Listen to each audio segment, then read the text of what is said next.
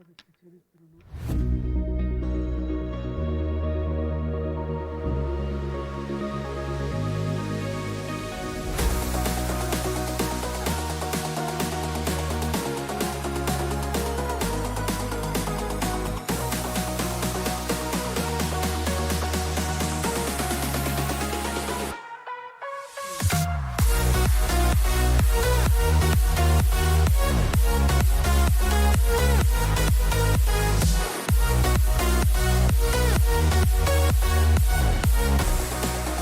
Bienvenidos a la Cátedra de Contexto, Francisco Antonio Moreno y Escandón.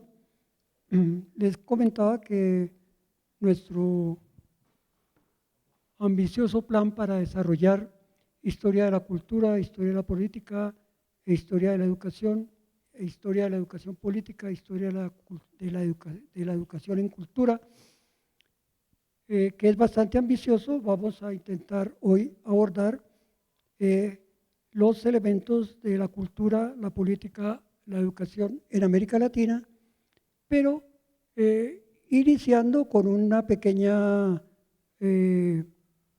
reflexión, o más bien una precisión de términos, porque como en la sesión anterior que ustedes estuvieron presentes, la primera del profesor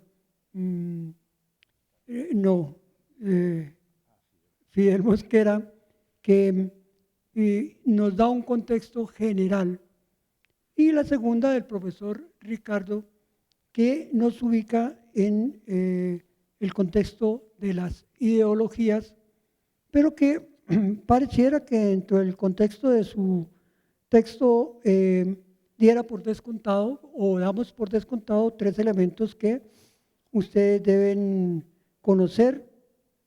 El primero que se mencionó, que es el liberalismo económico o el libre comercio o la aparición del comercio, o como lo denominaron algunos otros, la aparición de la propiedad privada, o los ideales fundantes de una economía primitiva, o de algo otros dijeron, de un socialismo primitivo. Son términos que se acostumbran a manejar, pero que realmente el término de el liberalismo económico, que aparece como una idea del siglo XVIII, que es retomada de los primeros clásicos de la economía, Adam Smith y David Ricardo, y que pasa a ser como uno de los elementos que posteriormente se va a dar por descontado, que todo el mundo conoce para hablar de liberalismo, neoliberalismo, y para otros hablar de políticas alternas o de transferencias de conocimiento para entender el devenir de los acontecimientos que transformaron, desarrollaron la ética, la cultura, la política y sobre todo la educación. Elementos que no son ajenos, ninguno de ellos, como en su origen, fueron previstos.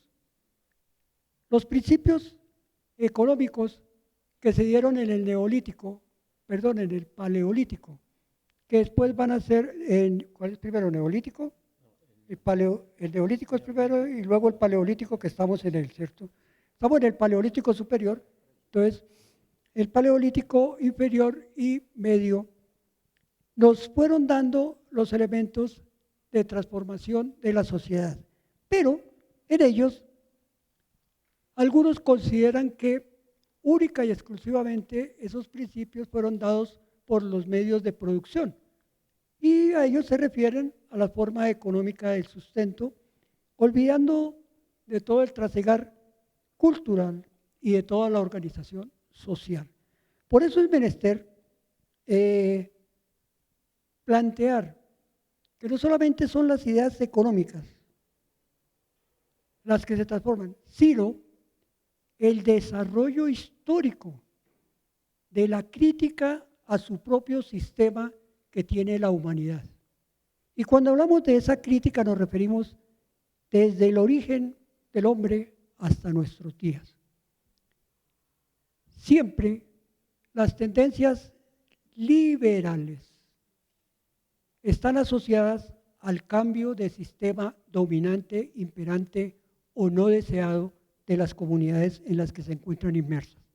Por eso se dice que siempre un factor fundamental en la cultura, en la política y en la educación está dado desde la crítica al sistema imperante. Y cuando hablamos del sistema imperante, no estamos hablando de que es el mejor sistema, nada, sino que es el sistema ideológico desde donde se quiera pensar que en ese momento es la base para elaborar la crítica a ese sistema social que se encuentra.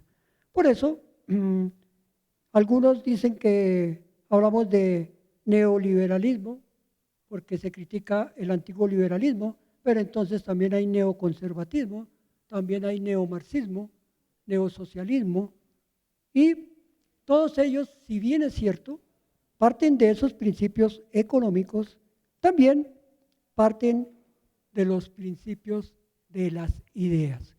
Y cuando hablamos de las ideas, no estamos hablando del idealismo del siglo XVI, sino estamos hablando de las ocurrencias que en el entorno, en su vida cotidiana, el ser humano fue desarrollando para transformar y alcanzar una mejor calidad de vida. Desafortunadamente, los sistemas teóricos de estudios económicos e históricos, políticos, se han referido a mostrar única y exclusivamente los productores y los dueños de los medios de producción. Desde con la misma aparición de los seres humanos, a eso le denominaron dominados y dominadores o opresores y oprimidos.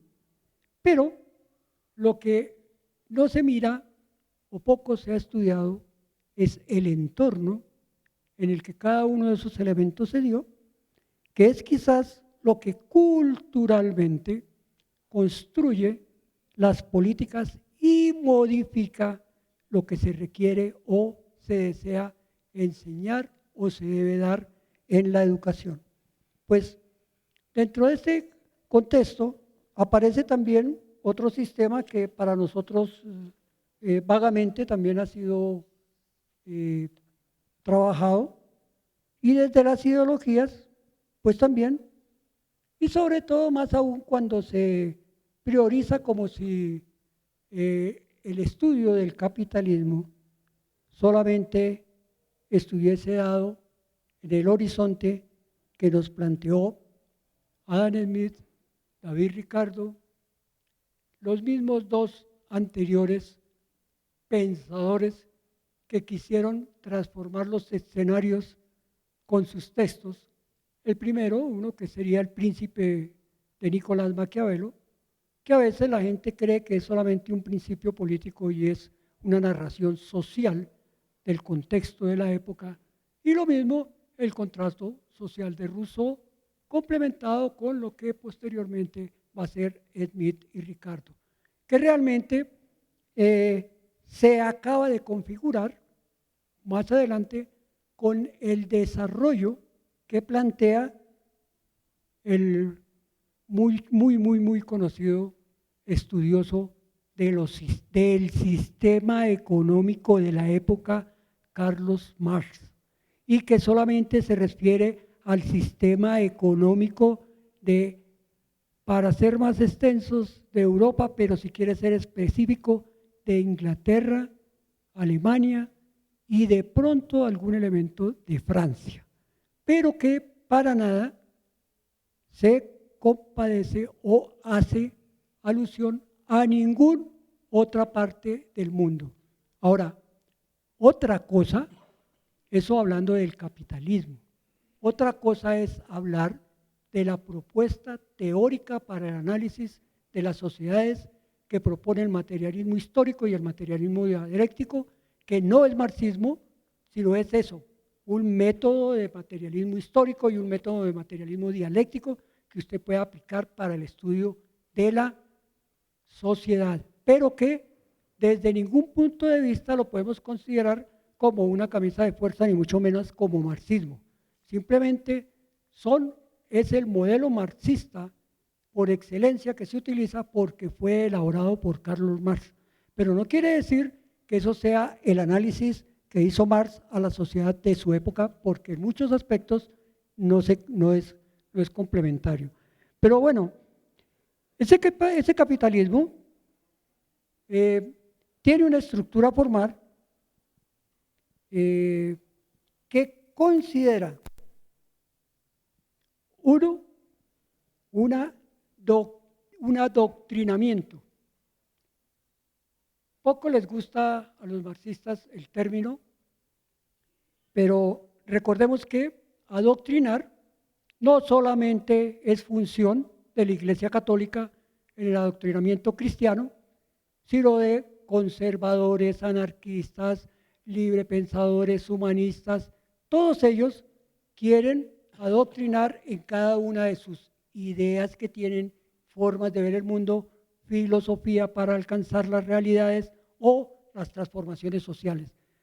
No olvidemos que el término de filosofía lo que quiere mostrar es una forma de vivir y de mejorar su acción de vida que tiene. Por eso se denomina que las filosofías propuestas analizan su presente, tienen en cuenta su pasado, pero hacen una propuesta ideal para el futuro. O sea que su filosofía, cuando le dicen a usted cuál es su filosofía de vida, estar hablando es quién es usted en su pasado, qué hace usted en su presente y qué aspira usted a su futuro. Claro, hay diversidad de conceptos sobre filosofía como la ciencia, el estudio del devenir de la humanidad, de la acción que hace la humanidad, de cómo quiere vivir el hombre en una época, de cómo el hombre se ha pensado en su momento o ha querido ser o hacer de su realidad. Todos esos elementos son circunstanciales a su propia realidad. Porque quien se sentó a escribir la filosofía, por ejemplo, Platón, Aristóteles, Marx, Engels, Schopenhauer, ahorita este español que es muy conocido, Ortega y Gasset, en América Latina podemos tener a Enrique Dussel, podemos tener a varios de nuestros taitas que llamamos, que nos muestran un buen vivir, un mejor vivir, que otro mundo es posible, los zapatistas, todos ellos muestran el estudio de lo que ha sido su pasado, el estudio de lo que es su sociedad en el presente y el estudio a donde quisieran llevar a la sociedad o el hombre o el ser social que tienen. Y en ese sentido estamos hablando de lo cultural, lo político y la educación que queremos darle a nuestras comunidades. Pues cada uno de ellos, lo decíamos para mirarle por qué se dice adoctrinamiento, porque realmente es formar o aleccionar para vivir de la forma que yo pienso, creo o espero se realice. Entonces, ¿cuál fue el adoctrinamiento capitalista? La propiedad privada, el individuo como sujeto y objeto de trabajo, y a quien además se le concede el contexto de creador, de originador de cambio, pero al mismo tiempo se le considera autónomo, pero bajo circunstancias de contratos de producción o enajenación de su saber. Además, se conoce también porque por cualquiera que sea su labor, tarea, acción, oficio, profesión, práctica, que desarrolle y produzca objetos, ideas, cambios, transformaciones, tenga usted por eso un salario. Y eso quiere decir que los religiosos, séase del tipo de religión que sea, su salario está representado por lo que la comunidad o bien les dona para su sustento o bien les da en moneda como diezmo, como donación o como limosna para su sustento. Las fuerzas militares también todos tienen sus salarios. Y además se considera el capitalismo como un sistema desarrollado bajo principios de autoridad. Y como todos sabemos, es una autoridad piramidal en la que prima el capital, el dinero, el lucro, la ganancia. Además, podríamos decir que para el capital hay una trastocación o transformación del elemento cultural. Lo que para muchos se planteaba como una acción, ya lo miraremos, como una acción específica de reconocimiento entre sujetos de una misma sociedad, grupo, etnia o clan o familia. Realmente para ellos el capitalismo busca un universalismo y una homogenización en la subordinación de todo trabajo y trabajador a un elemento específico, la producción. Pero no es cualquier producción, sino es la producción que sea posible comercializar, ojo. Y ellos dicen, no una comercialización ética, no, ellos no son, a ellos no les interesa el bien de todos ni la salvaguarda del planeta, no. Ellos simplemente dicen bajo una aceptación moral. Y como todos sabemos, moral corresponde a lo que una sociedad acepte como elementos para la convivencia y ético lo que no permite trastocar ningún derecho social, humano, ni político, ni cultural, ni mucho menos cultural. Eso sería lo ético. Lo moral es, como necesitamos producir, entonces moralmente no es dañino que acabemos con el ambiente o con las personas. Y por encima de todo, son aspectos fundamentales y fundamentados desde toda la teoría occidental sobre el dinero, que es realmente el que se va a asumir como el que direcciona, acciona, desarrolla y está en capacidad de reconocer la vida, ojo, y que en últimas le dice si vive o no. Claro, entonces ya no hablamos de la vida de los seres, sino la del hombre. Y entonces el hombre puede acabar con la naturaleza en búsqueda de su supervivencia, pero una supervivencia para lucrar y poder comercializar. Para como tener una mayor idea de qué estamos hablando, se dice que tiene como 4 elementos de juicios doctrinales de los que se ocupa cualquier corriente del capitalismo. se dice, abro comillas, históricamente ha producido innumerables bienes, servicios, inventos, máquinas, carreteras,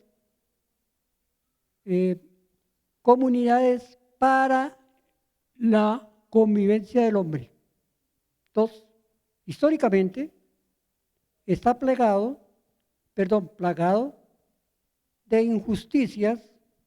Tres, ha despreciado la dignidad del hombre. Cuatro, ha entronizado los más fuertes sobre los más débiles.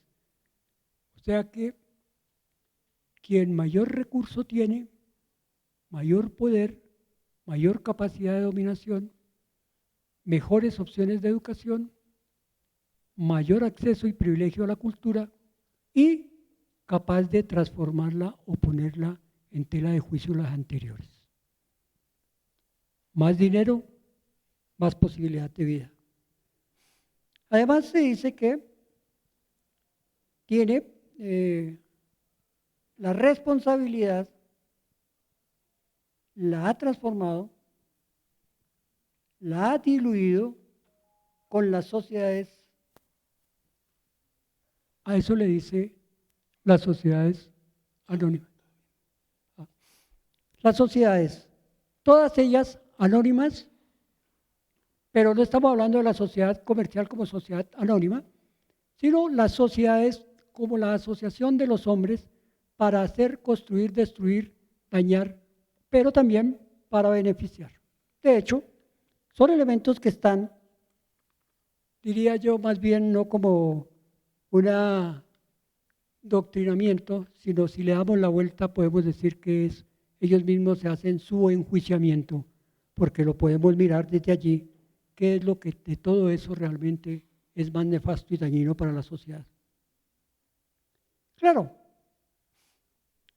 diríamos nosotros, y entonces allí todo eso ha sido voluntad solamente económica y lo espiritual que, pues no se sale porque el capitalismo, la iglesia, siempre se ha considerado dentro de sus propuestas y sus desarrollos estar al lado del poderoso. Entonces, realmente podría resumirse diciendo que la justicia divina está en manos del capital. Por eso por allá se hicieron las reformas en el siglo XVI, perdón. Lutero se separa. Ya miraremos algo de ello. Creo que sobre el neoliberalismo vamos a tener una sesión, entonces voy simplemente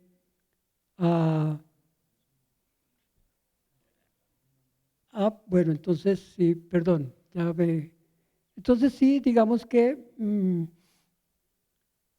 el sistema simplemente busca el abandono, suprimir. Dicen algunos, las formas que de alguna forma beneficiaban a la sociedad desde el capitalismo. ¿Ya? Todo lo anterior visto más crudamente, más negativamente y más dañino hacia la sociedad. Y viene el otro elemento que se ha tocado, se ha dejado y que pareciera que solo obedeciera a la lucha obrera, que solo fuera parte del contexto de la lucha general emancipatoria, pues en realidad esa fue la propuesta inicial. El problema es que aparece un elemento que la va a fraccionar, la va a coaptar y a poner en práctica ese buen dicho que dice que divide y reinarás. Y entonces, lo que inicia como un socialismo, como un marxismo socialista, como un partido de todos los obreros unidos del mundo. Y recuerden que acabamos de decir que todo el que produce un bien, sea intelectual, sea lo que sea, en últimas, quien reciba un salario por lo que hace, ese es un obrero, ese es un trabajador, ese es un explotado. Y entonces, a estos, pues ya el profesor Ricardo expuso muy bien lo de las internacional socialista y todas estas, solo que hizo el mejor ejemplo que se puede dar sobre el sindicalismo y el daño que hizo el sindicalismo al socialismo. Y es que el sindicalismo no lucha por la sociedad, el socialismo lucha por la sociedad, el sindicalismo por su agremiación. Yo soy del sindicato de profesores de la Universidad Libre. ¿Profesor también es del sindicato? ¿Listo? Profesor también, ¿cierto, profesores? Listo. ¿Por qué luchamos los profesores sindicalizados de la Universidad Distrital? Pues por las necesidades que tenemos los profesores de la Universidad Distrital. No peleamos por los de lo que necesitan aquí nuestros vecinos de la Perseverancia, y los de aquí, los de los edificios de la Plaza de Toros, y de los estudiantes allí del acueducto, ni por el medio ambiente de los cerros.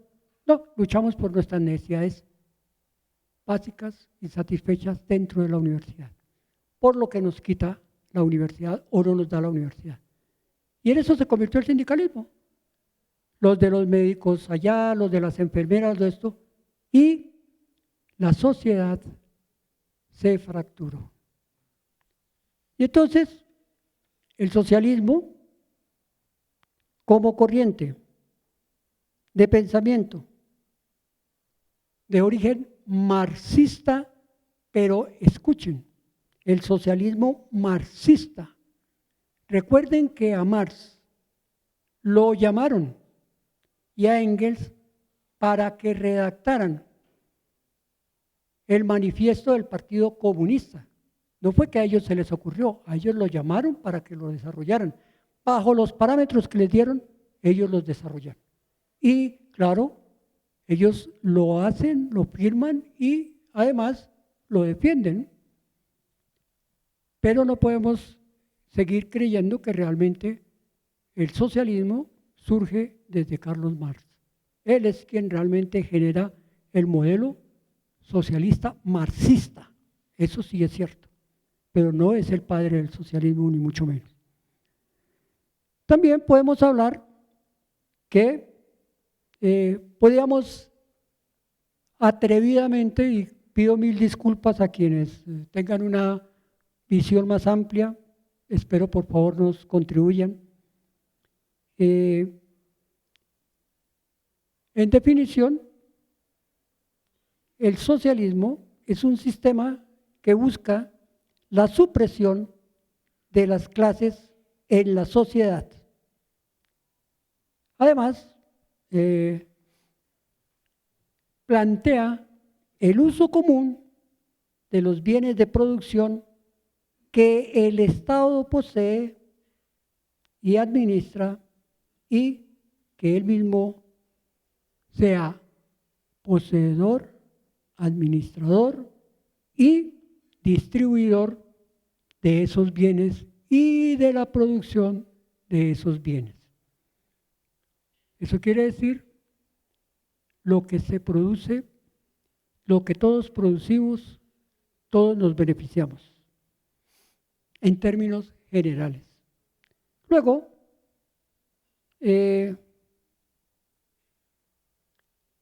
vienen 6 a mi criterio, por eso pido disculpas a quienes tengan otros más amplios, más generales de los diversos socialismos. la igualdad, pero no cualquier igualdad, sino una igualdad absoluta, la desaparición de las rentas, la desaparición en teoría de los privilegios entre unos y otros seres de una misma sociedad o grupo, que además la lucha de clases se dé hasta implementar el socialismo. Eso quiere decir acabar, exterminar las clases sociales para que solamente exista una sola clase. Al contrario del capitalismo, busca abolir la propiedad privada y eso busca abolir los bienes y servicios de producción y de necesidades básicas que desaparezcan del aspecto privado y pasen al Estado o, como quien dice, a la sociedad. Además, se dice que busca al mismo tiempo que cada Estado sea el explotador, el explorador y el productor de todo lo que se requiera y la naturaleza ofrezca para la sostenibilidad social, o sea, de la sociedad y de la naturaleza. Y, por ende, la desaparición de la empresa privada. 2, o el siguiente mejor,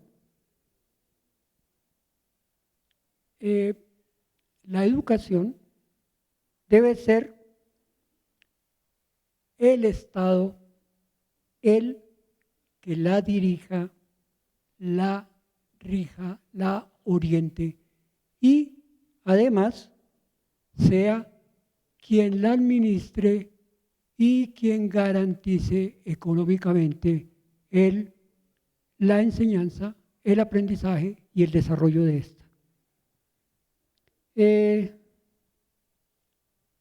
Se dice que tanto capitalismo como socialismo son esencialmente materialistas.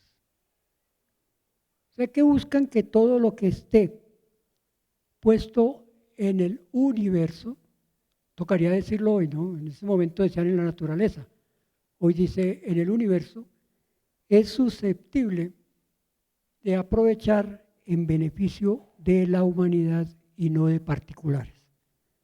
Además, podríamos decir igual que con el capitalismo hay un juicio, claro, recordemos que estamos hablando del siglo XVII y siglo XVIII principalmente, y que hasta aquí se viene dando un capital rampante o un libre comercio o lo que denominó Smith y Ricardo sin tener en cuenta la distribución de la utilidad para todos, para toda la sociedad, lo que llamó la riqueza de las naciones, que es donde el capitalismo está bien explícito. Y entonces, desde allí, el socialismo plantea que la Iglesia debe estar por fuera del Estado, que la Iglesia no sea quien regente el Estado.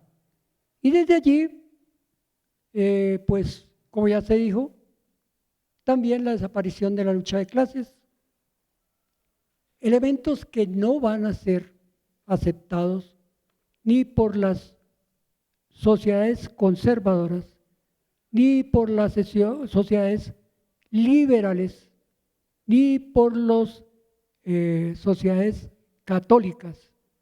Y las mezclas que se dan entre unas y otras, religión y Estado como lo vemos en las monarquías, o religión y militares como lo vemos en las famosas dictaduras.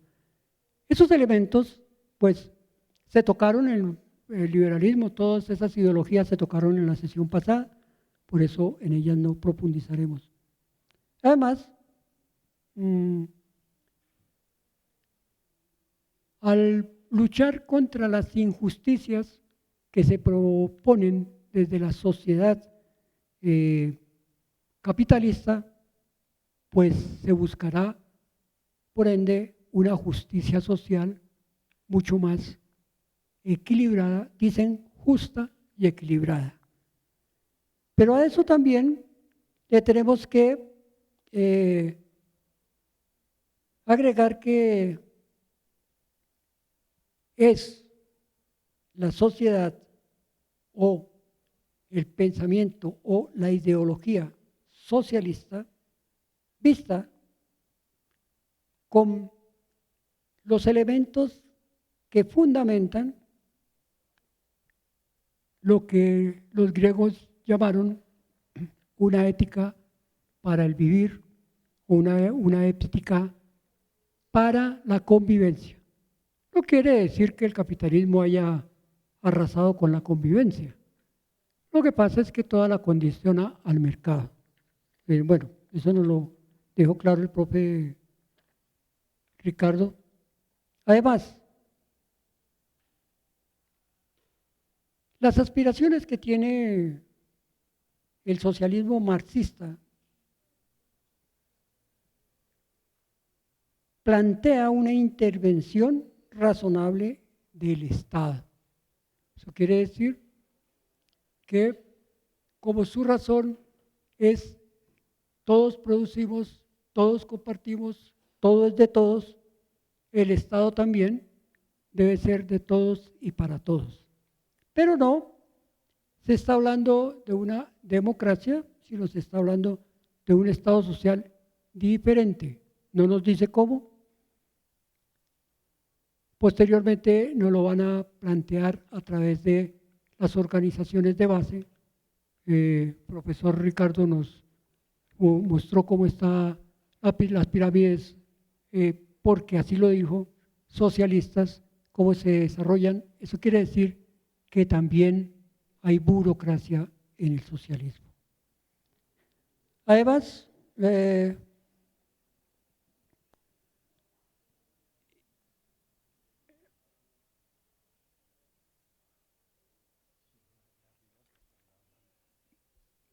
por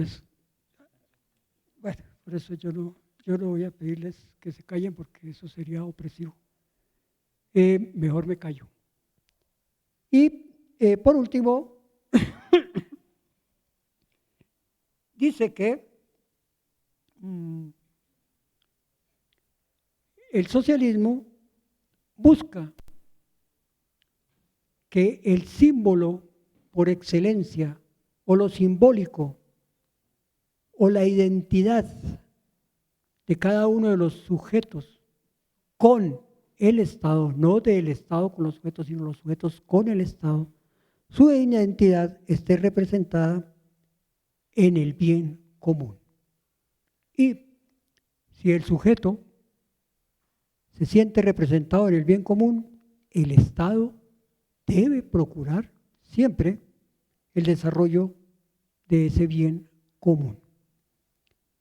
Desde allí, solamente para empatar algunos de los elementos que, a mi juicio de haber hecho la escucha del profesor Ricardo, eran necesarios para intronizar los conceptos en los sujetos, los conceptos que en la modernidad, la mal llamada modernidad, o mejor, después del descubrimiento de América, se van a dar en América Latina. Que podemos conocer elementos culturales, elementos políticos y elementos educativos, que son y serán una guía que por ser, como ya se dijo, hijos del pensamiento y del carácter de la filosofía y el desarrollo intelectual occidental, nosotros nos vimos abocados a seguir, a elegir, pero que afortunadamente la cultura, la política y la educación son y serán siempre sujetos de transformación. Y por ende, nosotros como seres culturales, seres políticos y seres educados, tenemos la posibilidad de transformar, adecuar y mejorar. Por eso es como fundamental traer esos conceptos que nos dieron siempre en el colegio y en las diferentes áreas del conocimiento, donde nos dicen que los conceptos provienen o bien del latín o bien del griego, pero lo que nos quieren decir es que hay un pasado que no podemos desconocer en el entronque y en el armazón de cada una de la formación de cada uno de nosotros como seres. Y en este caso, la educación, que todos conocemos, dice que viene del latín o del griego, mejor del latín educare, que quiere decir formar y construir. Y por favor, no hago la aclaración de puro ingenuo, y es que este concepto que construyen los griegos en el 500 antes, en el siglo V antes de Cristo, es un concepto que ellos no lo sacaron de los cabellos, sino simplemente, si nosotros observamos que el contexto en el que nos dice que es formar e instruir, qué comunidad arcaica, qué comunidad que haya sido de las más antiguas del hombre, no enseñó lo que sabía a los que estaban con ellos. Cómo el fuego perduró, cómo la casa, cómo el uso de las herramientas, cómo la transformación de ellas se dio, pues a través de la educación. ¿No es la educación como conocemos hoy? Sí, es la misma, solo que los conocimientos que había para enseñar eran esos, y eso era lo que había que enseñar, y como no había más para enseñar, pues no se enseñaba más. Si algo se creaba, se inventaba, se enseñaba y era de todos. Pues eso se hacía en lo que se dice en la prehistoria, en la época, en la edad de piedra, en la de los metales y en la moderna. Y algunos dicen, estamos en la posmoderna. No, yo digo simplemente, y en el siglo XXI no alcanzamos a aprender, no nos alcanzan a instruir y no nos alcanzan a formar en todo lo que se ha desarrollado el pensamiento del hombre. Entonces, por eso fue menester que se hiciera la división de las ciencias y aparecieran ciencias, artes, oficios y formas de construir y desarrollar el individuo. Algo otros le dicen división social del trabajo. Lo denominó en el 800 Emilio Durkheim con su texto La división del trabajo. Pero entonces, ¿cuál es esa función desde la prehistoria? Desde la edad de piedra. ¿Cuál era esa producción, esa función? No era simplemente la de formar en el desarrollo instrumental, manual del individuo o físico, si queremos llamarlo así, sino también en un elemento que por siempre nos va a acompañar, y es que la educación también está en la convivencia, en el estar con el otro, en el poder compartir con el otro. Y eso, a eso hoy le decimos participación ciudadana, convivencia ciudadana, formas de vida ciudadana. Bueno, muchos apelativos le damos. Pero esa convivencia existía. Además de otro elemento. Oiga, el respeto por el otro y por lo que el otro hacía. Y la división del trabajo también. Recolectores, recolectores, cazadores, elaboradores de algunos utensilios y quienes se dedicaban a la elaboración de los alimentos, quienes se dedicaban al cuidado de los hijos y quienes se dedicaban también a la defensa. Pero había otros a quienes se les encargaban, dicen algunos, tareas o cosas o acciones o actividades más importantes, como el custodiar el fuego que todavía no sabían reproducir, mantenerlo, o simplemente si sabían, si alguien tenía un conocimiento para desarrollar una lanza, ese también se cuidaba porque era el que en últimas iba a producir lo que ellos lo protegían. Pero a eso se le llama también el reconocimiento, el respeto, así como también simbólicamente señalaban a todo lo que lo superaba como la deidad, no como el Dios, simplemente como el superior. Los rayos, la lluvia, el sol, la luna, que posteriormente a eso le van a decir, todos tenemos entonces, hoy les dicen ideologías, creemos, otros le dicen, no, eso es simbólicamente más parece, no una ideología, sino más bien una espiritualidad. Pues todas son ideas, Dios también es una idea del hombre. Sí hablamos de ideas, ¿no? Si hablamos de ideología solamente en lo político, pues ya tenemos otro contraste de la modernidad y del uso del lenguaje. Pero en esencia, allí también aparece eso es superioridad que no podemos manejar, que no podemos refutar ni con la que podemos competir. Pero una vez podemos dominar la lluvia, esa ya no es mi Dios.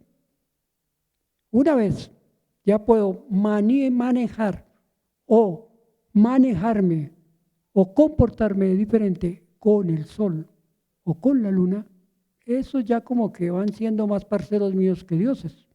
O sea que van haciendo más cotidianos porque los empiezo a dominar. Y así van transmutando y reconfigurándose lo simbólico desde estas épocas. Y eso hace parte de la educación también. Esa es la encargada en enseñarnos y en ocuparse para que dominemos cada uno de los elementos que allí están, pero también se convierte en un constreñidor. Esta también es la que nos dice qué no debemos hacer para no dañar al otro o a los otros, qué no debemos desarrollar para dañar a uno o a otros, aunque siempre se ha dicho que todas las creaciones o las invenciones del hombre han sido bien intencionadas y tenidas en cuenta para alcanzar un mejor vivir de la sociedad y de la humanidad, pero que el uso no se puede decretar. Cada quien puede determinar cómo usarlo. Y dice uno, ay, qué cosa tan absurda. No, a ninguno de ustedes se le ha ocurrido partir una panela con un zapato, ni mucho menos darle con un martillo, o, lo que es peor, cogerla contra el borde de algo duro en la casa del andén, digamos, o de un lavaplatos o de una escalera, que no está para ese uso, pero que lo usamos porque vemos la oportunidad.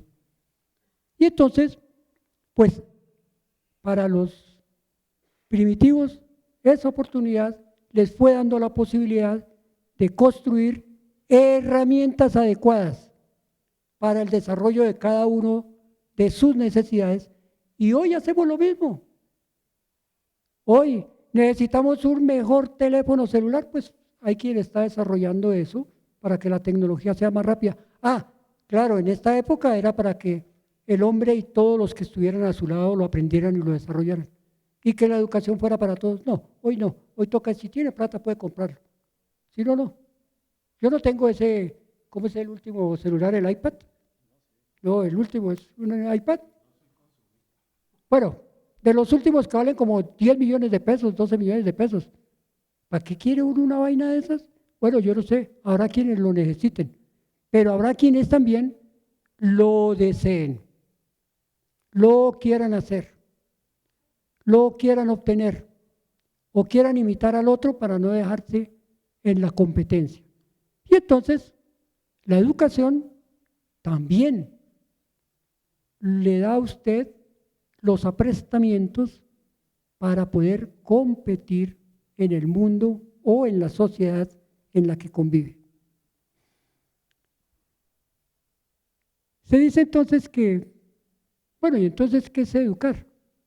Pues aquí lo dice, es guiar, es conducir, es formar, es instruir, es capacitar para, bueno, aquí hay compañeros que se están construyendo, que se están educando, que se están formando, que se están capacitando para ser matemáticos, físicos, biólogos, matemáticos, artistas, sociales, en ciencias sociales, en educación informática, no sé si aquí estén así compañeros de educación infantil.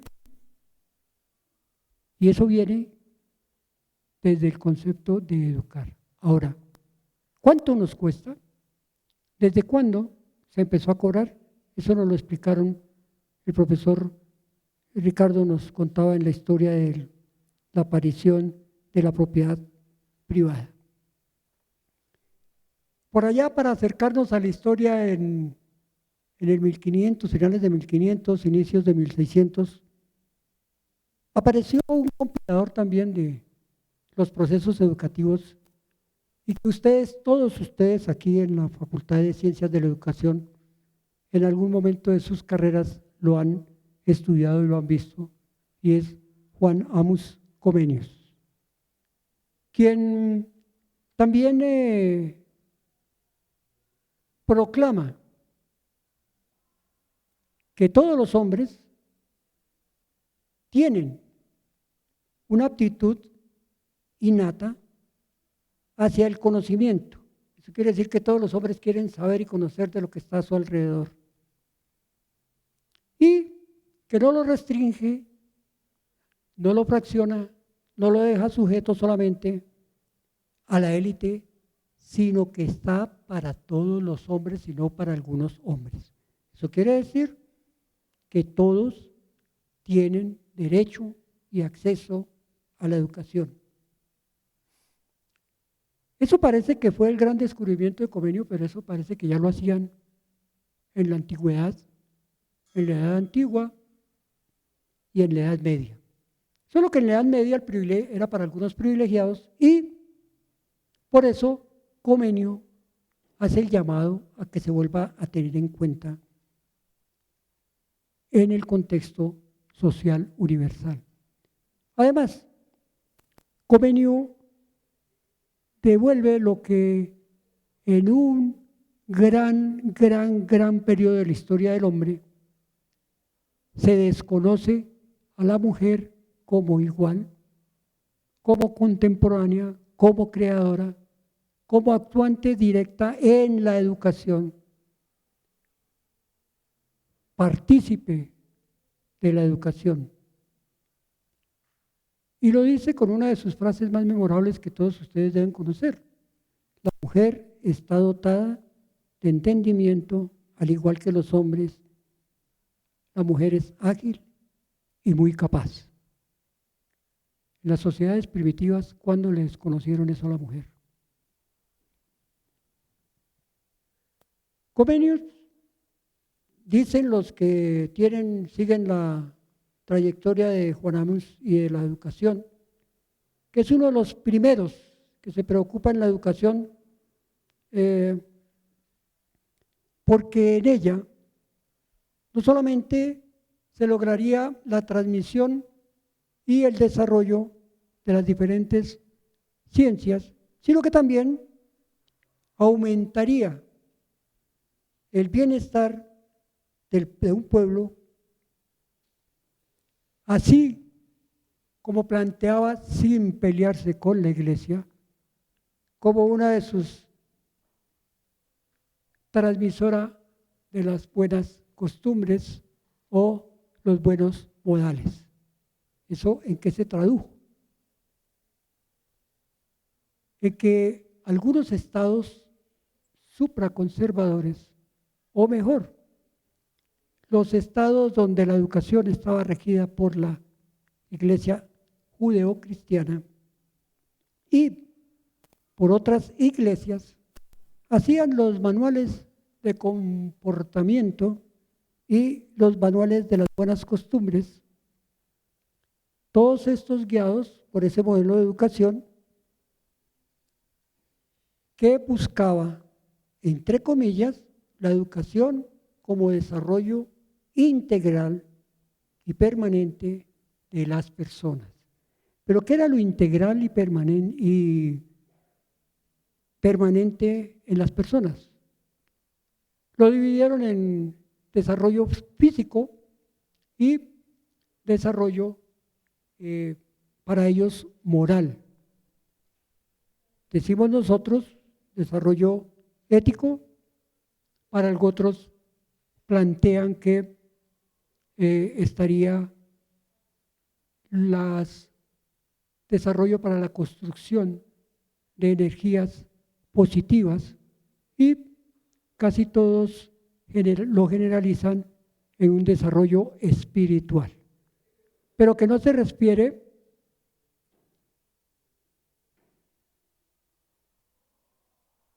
que para nada en este sentido hace referencia al Espíritu Santo, sino al espíritu del ser humano para realizar las acciones para construcción de su vida.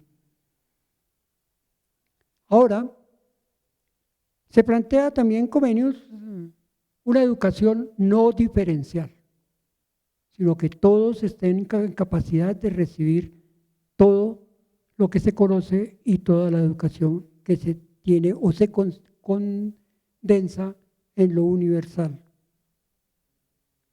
Y es el primero de los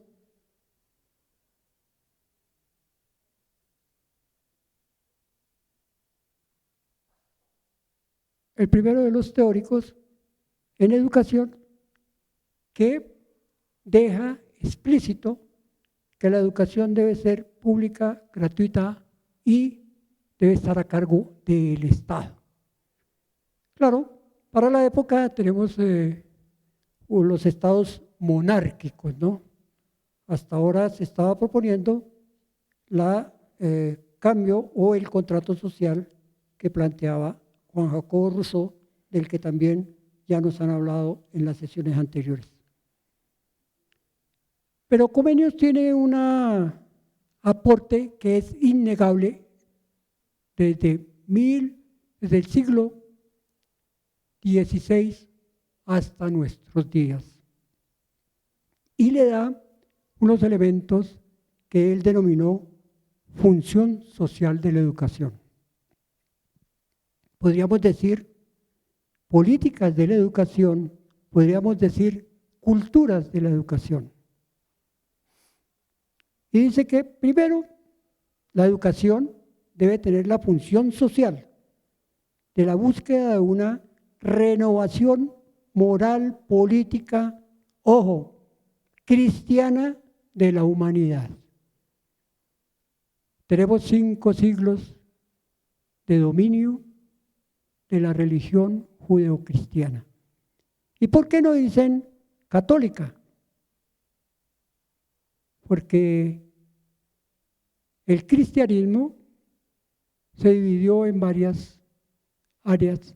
Algunos dicen sectas religiosas, otros dicen religiones.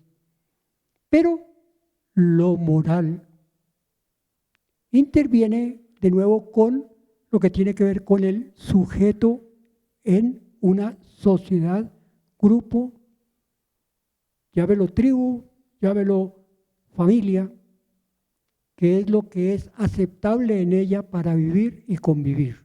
Recordemos que lo moral se transforma, recordemos de nuevo que lo ético no tiene puntos intermedios. Una función social de la educación es la escuela para todos, tanto hombres como mujeres.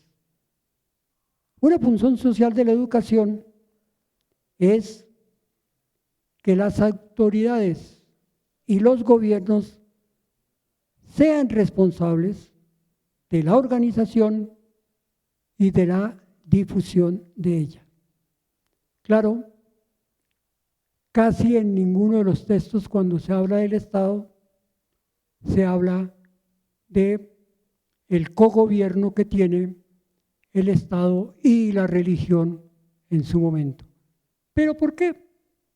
Porque para ellos era cotidiano, era normal que los estados monárquicos siempre estuvieran con el Papa al lado. ¿Por qué? Pues porque su legitimidad como reyes, como monarcas o como zares, se los daba la religión, pues era quien los coronaba porque eran reyes por derecho divino. Entonces era un dogma de fe, no un dogma, no ninguna racionalidad, ni ética, ni moral, ni política estaba allí. Entonces por eso casi nunca escuchamos autoridades civiles y eclesiásticas, ¿no? Estas eclesiásticas por ahí en los discursos de los alcaldes las escuchamos, o de los gobiernos, o de los gobernantes, pero el resto desaparece. En los textos parece que ellos fueran invisibles. Una función social de la educación está dada en el deber y en la obligación de fomentar el aprendizaje y que éste realmente inicie en el hogar. Pero, ¿a qué se referirán? A que el aprendizaje debe comenzar en el hogar. Y es que acaso, ¿quién le enseña a hablar al crío? ¿Quién le enseña a comer al crío? ¿Quién le enseña a cantar, a bailar, a expresarse, a tener rabietas, a tener alegrías, a esperanzarse, a desesperanzarse? ¿Quién enseña eso? Pues en la casa. Al igual que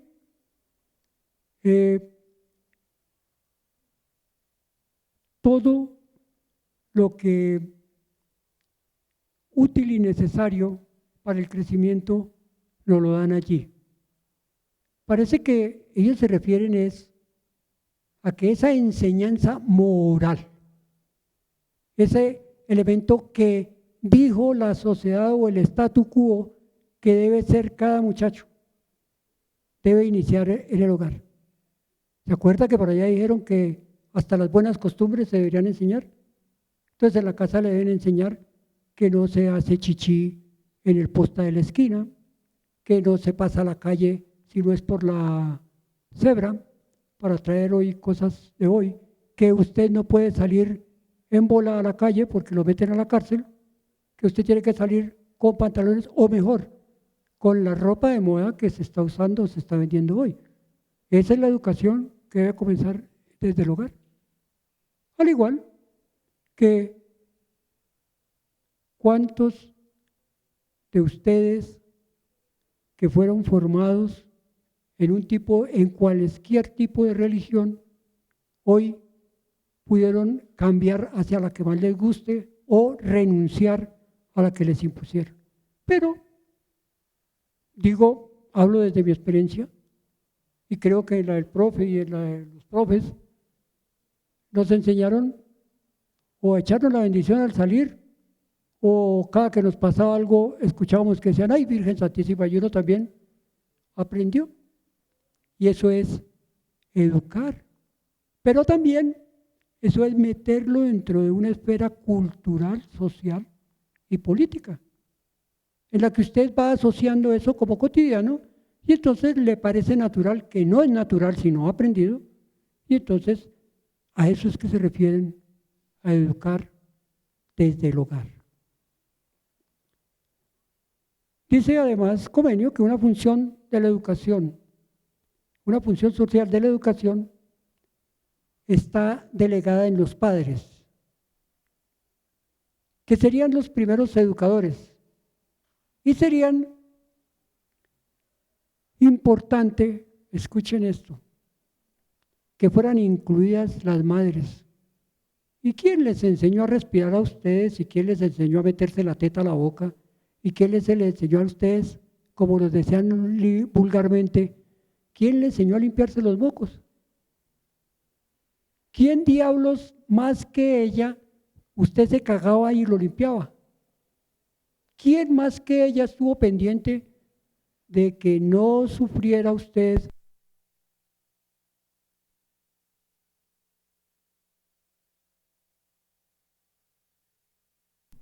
ningún golpe inadecuado por descuido? Pero aquí Comenio dice que para el siglo XVI la madre parece que no se ocupaba de eso. Y entonces se va diluyendo el concepto de educación, se va diluyendo el concepto de formación para dedicarlo en una estancia diferente a lo que le llaman escuela. Y entonces se empieza a diferenciar lo que se aprende en la escuela y lo que se aprende en la casa. Como si las mañas no las aprendiera uno en la casa y no las aprendiera por fuera de la casa también. ¿Quién de ustedes jamás escuchó la expresión, ay, dígale a esa señora que no estoy, por cualquier razón que sea? Y después dicen, ¿y a quién le aprendió ese muchacho a decir mentiras? Bueno, además dice que una función social de la educación está dada para que el Estado se comprometa con los niños pobres y además estos deban recibir ropa e implementos para que puedan estar en la escuela y puedan ser escolarizados gratuitamente con las mismas oportunidades que los que tienen suficientes garantías económicas o, como lo dice Comenio, los ricos. Y ya se conocían que estos grandes no locutores, sino grandes vacíos se daban. Una educación para pobres y una educación para ricos. Se propone aquí dentro de la educación Comenio que se enseñe de lo más complejo,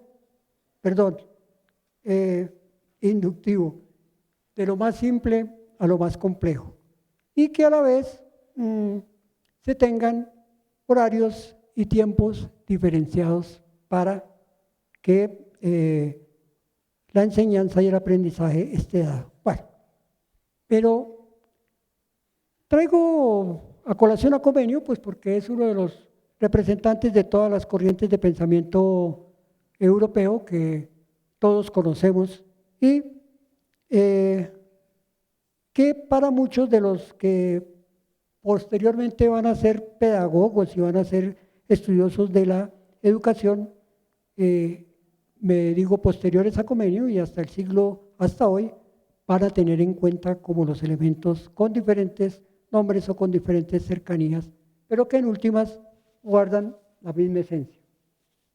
Entonces, ¿qué fue lo que recibió entonces América Latina? Pues todo este condensado de educación que estaba en el siglo XVI en Europa. Pues no. Pues América Latina se convierte en una gran colcha de retazos, en una gran improvisación desde muchas latitudes. Claro, desconociendo que las comunidades originarias de estos territorios también tenían prácticas educativas, también vivieron esa prehistoria y esa historia, también estuvieron en edad de piedra, también tuvieron edad de los metales y también tienen hoy la modernidad. Bueno, a medias, porque nunca llegó a estos territorios. Todos los sistemas educativos de los países occidentales se basaron en las tradiciones religiosas. Bien, por un lado, la religión cristiana, por otro, la religión judía, por otro lado, el budaísmo, los musulmanes, bueno, y cualquier cantidad de religiones que aún nosotros todavía desconocemos. Pero también tenían como principios para los sistemas educativos europeos los desarrollos de la filosofía, de esa forma de vida propuesta por griegos, romanos, alemanes, franceses, y a nosotros nos cogió una que no era de las mejores, españoles. Y en la mayoría de los textos que ustedes referencien de los sistemas educativos europeos, no van a encontrar un sistema educativo español, no lo van a encontrar referenciado. Pero España fue la que se encargó de montar el sistema educativo en América.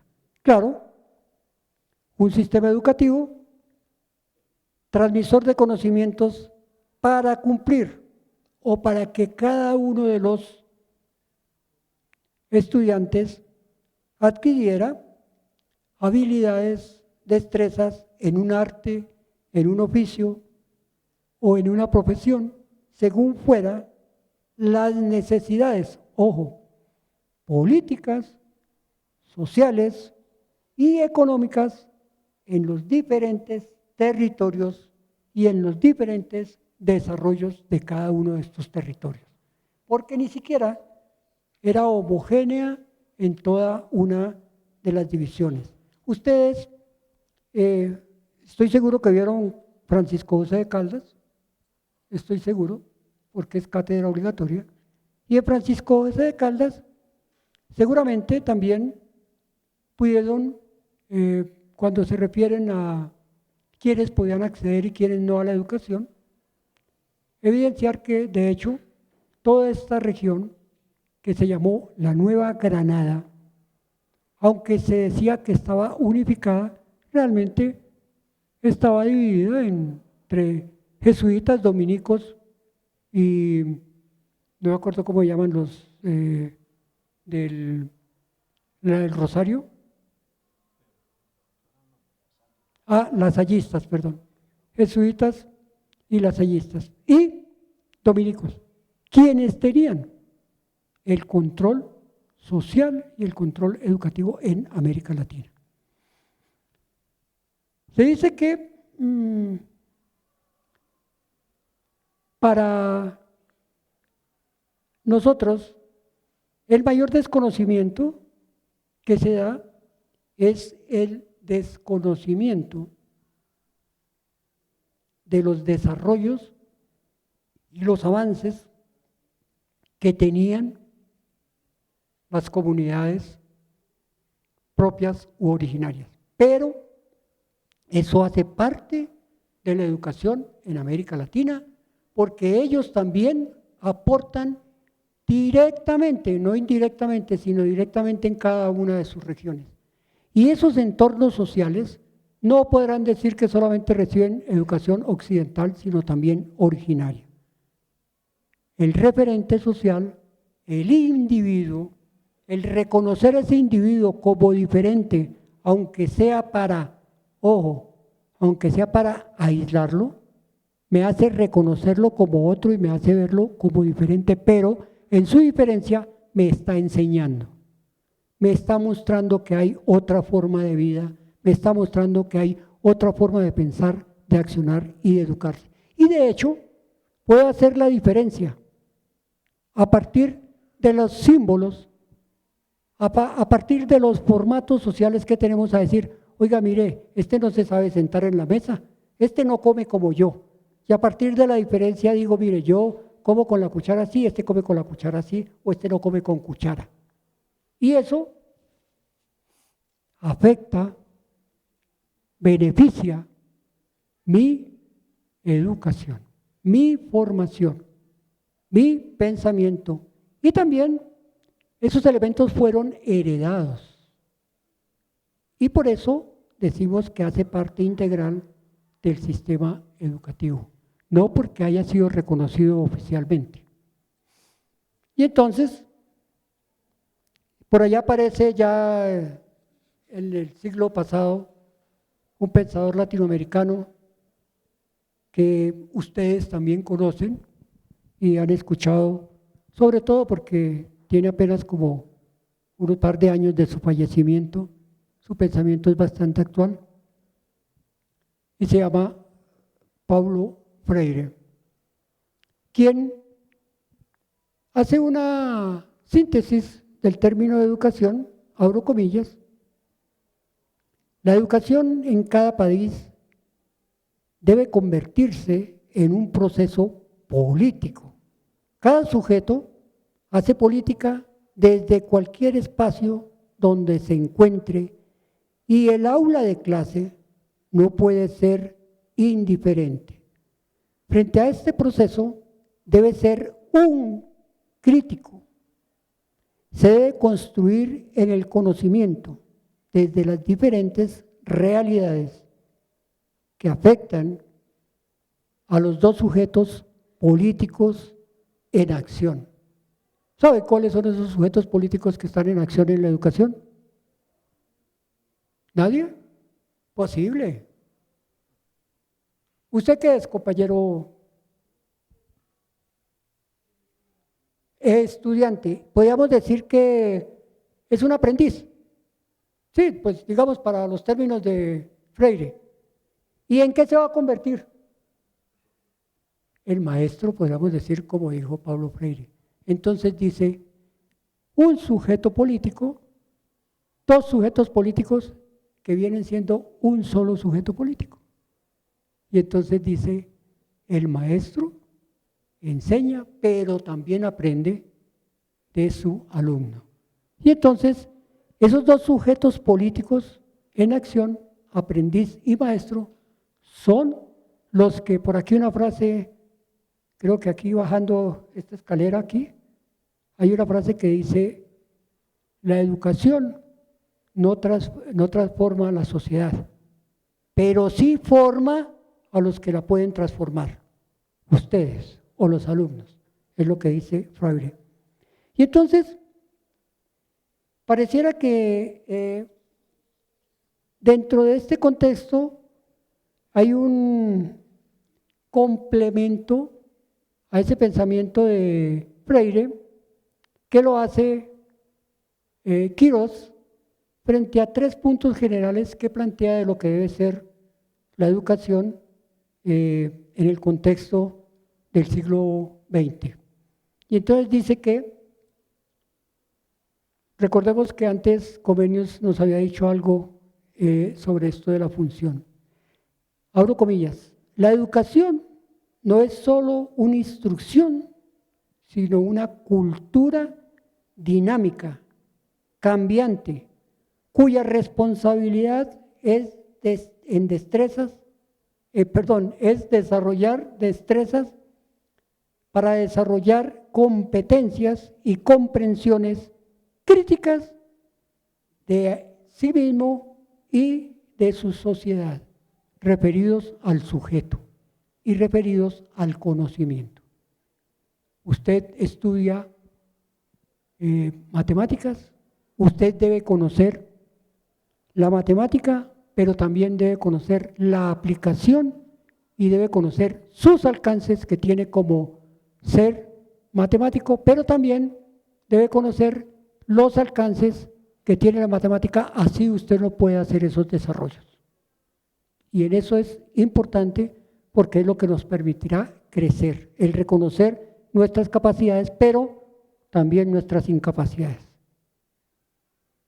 Nos dice también Quirós que la escuela será un espacio de formación político y ciudadano, donde se piense y actúa como si realmente se viviera en una democracia, donde todos tenemos derecho y donde todos tenemos también igualdad de derechos e igualdad de deberes. Pero se refiere más a la escuela donde todos tenemos derecho a aprender y todos tenemos derecho a recibir la misma educación. También dice que es necesario que un fin de la educación sea la producción de la escolarización en atención a los conceptos de poder, cultura, resistencia y cambio social. O sea que la educación no solamente al matemático le debe enseñar matemáticas, sino también el poder que tiene esas matemáticas en sí mismas y para la sociedad. La cultura que puede desarrollarse y que se puede transformar a partir de la matemática. Y lo mismo, como un pueblo, con el uso y la práctica de esta, puede ejercer resistencia y también puede llevar y ayudar a la transformación de los cambios sociales.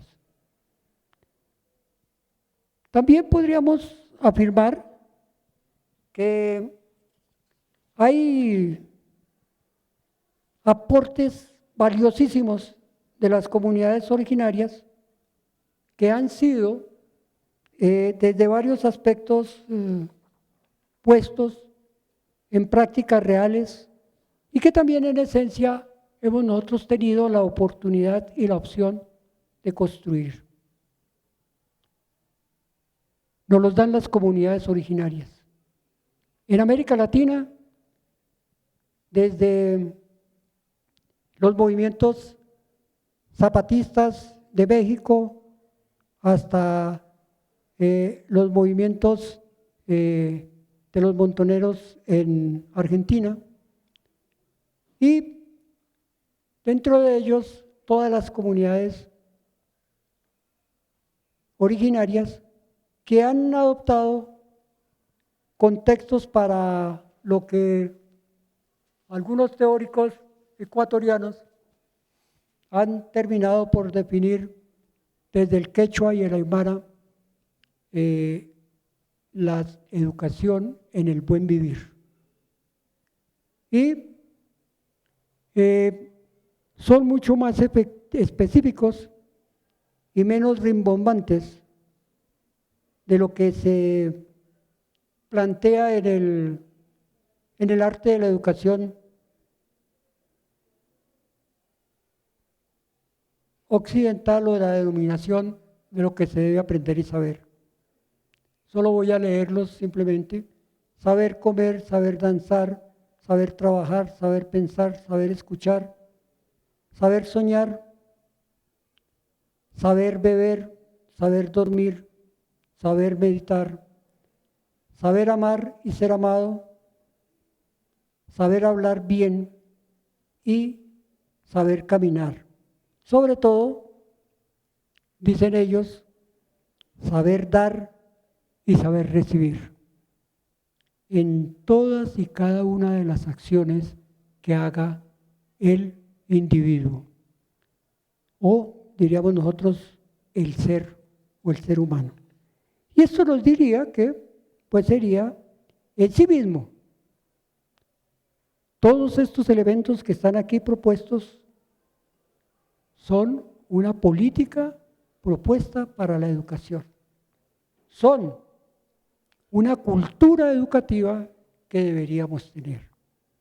Claro, por allá dicen que cultura viene del latín culte, o más bien que no obtiene los griegos. Bueno, ya miraremos ahorita en un segundo, en un tercer momento, ese elemento de cultura. ¿Cuánto? Bueno, voy a tratar de ser más breve. Bueno, entonces dice que política no viene del griego, sino más bien, primero, para nuestro concepto en español se origina en el latín, que después deriva del griego, bueno, pero en griego el oikos es casa, bueno. Lo único real es lo que significa el término política para América Latina y en relación con el contexto de la educación. La política, desde la antigüedad, desde la aparición de la humanidad, está contextualizada en lo relacionado con los ciudadanos. En los griegos, con los ciudadanos. En las comunidades más antiguas, con los sujetos que hacen parte del clan, la horda, la tribu, o los grupos, hoy podemos decir, los grupos que poca atención reciben del Estado. Y entonces, para entender, más allá de un concepto teórico o de una contextualización ideológica, vamos a hablar de qué es lo que la política activamente nos muestra o nos deja ver. Yo los invito a que voy a hacer lectura como de 10 ítems. En cada uno de ustedes se piense si realmente esto lo hace en grupo o lo hace individualmente. Y uno es la toma de decisiones. Como es en sociedad, debe ser en grupo. Si es individual, no estamos haciendo política, actuamos individualmente. Las formas de relacionarse y que se relaciona el poder entre y para con los individuos. Eso es una acción política. Si usted ha sido parte en la distribución de los recursos para la solución de problemáticas o para la búsqueda de alternativas de desarrollo, usted también está haciendo política. Si usted se cree en capacidad de elegir y ser elegido, también hace política, siempre y cuando todo esto esté en aras de mejorar cada uno de los elementos de la vida del otro. Algunos dicen que se hace política cuando se adoctrina o se practica una forma de gobierno o se pertenece a un Estado, o nación o república o grupo social determinado. Y cuando usted, ojo, directa o indirectamente, participa de sus necesidades o las necesidades de los otros, o se convierte en promotor de participación ciudadana, usted hace política. La política también es la capacidad de distribuir y ejecutar el poder según sea necesario. También la política o una acción política también es el poder garantizar el bien común en la sociedad. Y digamos que, ¿cómo garantizo el bien común de mi sociedad? Pues el ejemplo más simple de hoy lo voy a hacer con quienes tenemos mascotas o no tenemos mascotas, pero nos toca cuidar las mascotas de nuestros hijos. Y las sacamos al parque y nuestras mascotas hacen lo que saben hacer, cagar. Les recogemos.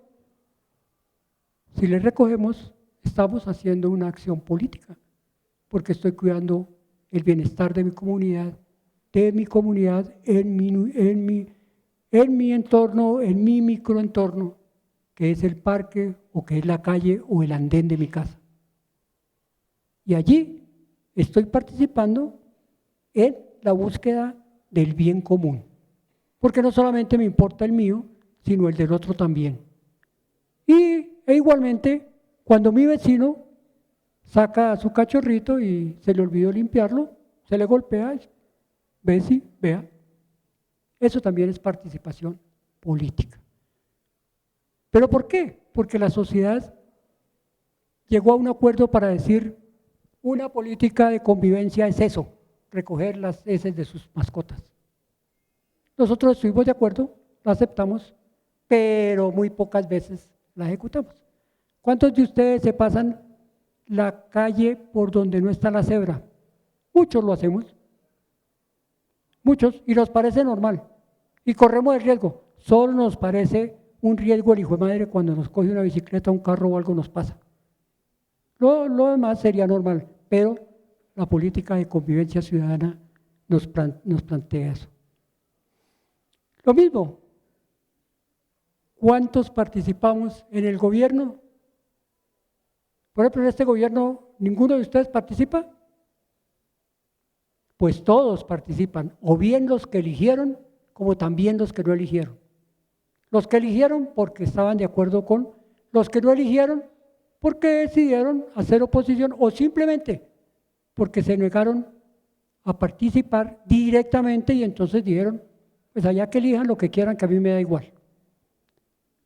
En ese sentido es que debemos tener en cuenta la política jamás desligada del poder, pero no es del poder del gobernante, no es del poder del presidente ni del policía, sino del poder que usted como ser humano ejerce para garantizar las acciones necesarias para desarrollarse en su sociedad. Entonces dicen que la política es el arte de la capacidad de una persona y de un grupo para influir sobre su voluntad y la voluntad de los demás. Y todo esto libre, espontáneamente, en busca de una convivencia mejor y de un mundo mejor. Eso dicen los que saben. Y en la práctica lo llevan a una determinación como un elemento cultural. Un minuto, no me demoro más que un minuto. Solo faltaría por determinar un concepto de los tres, que específicamente no lo damos, pero que lo hemos trabajado durante toda la sesión, y es cultura. Y la cultura,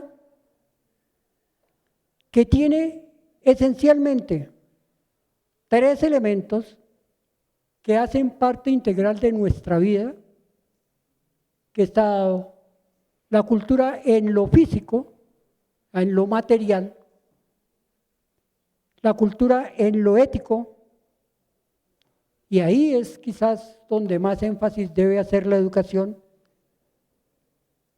que debe estar dado en el guiado mejor, orientado por ese profundo humanismo que se da de el respeto a los derechos, pero no tener conciencia a medias, sino realmente ética. No es ético cuando se dice que yo maté, pero fue solo una vez. Igual, es un asesino, mató, así haya sido a 1 o a 1000, sigue siendo asesino, sigue matando. Que fue por accidente, igual mató. Pero lo otro es que se dice que no, yo no soy tan malo porque yo hago las cositas, pero me cuido. Entonces yo hago una vez y después no vuelvo. Lo ético es realmente lo que se debe hacer y no estar con aguas tibias de lo que se debe hacer. No es ético, según el ideal del humanismo, permitir o sabiendo que alguien está dañando al otro, no hacer nada para evitarlo. No es nada ético de los países occidentales ni del tercer mundo que llaman, o del mundo, que se ve como un Estado masacra a otro y no hacemos nada para evitarlo. Solo esperamos que cuando nos toquen a nosotros, entonces ahí sí nos defendemos. Bueno, eso es una cultura que debemos transformar. Y